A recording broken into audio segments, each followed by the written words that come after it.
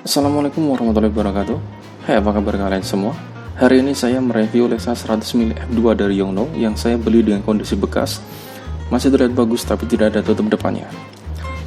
Lensa Yongnuo 100mm f2 rilis pada tahun 2019 lalu dan memiliki desain begitu mirip dengan lensa Canon 80mm f1.8 USM yang begitu populer. Jika kedua lensa Yongnuo 100mm disandingkan dengan Canon 85mm, secara fisik, bentuk, dan desainnya sama persis. Tapi untuk segi harga, lensa Yongnuo 100mm jauh lebih murah dibandingkan dengan Canon 85mm f1.8 USM. Jadi, cukup bisa menghemat budget jika membeli lensa Yongnuo 100mm f2. Jika menggunakan lensa Yongnuo 100mm f2, ini sangat cocok digunakan untuk foto potret karena memiliki deep of field yang bagus dan bokeh yang halus. Lensa Yongnuo 100mm f2 ini berjenis lensa fixed full frame.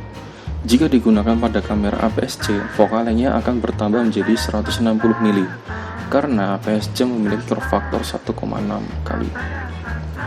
Untuk maksimum aperture lensa ini adalah f2 yang bisa digunakan dengan kondisi minim cahaya sekalipun seperti di dalam ruangan.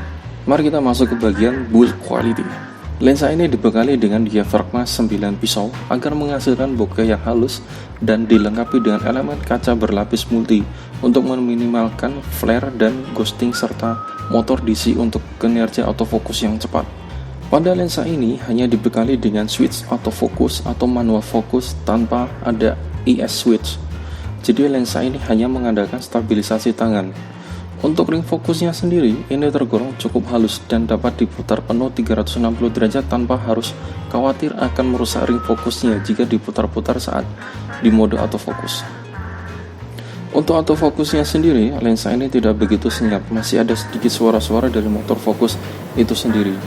Jika dibandingkan dengan lensa Canon USM, maka jauh lebih senyap lensa Canon. Untuk kecepatan dari motor fokusnya juga tidak begitu cepat dan tidak begitu lambat, tapi masih bisa dibilang cukup untuk melakukan tracking objek.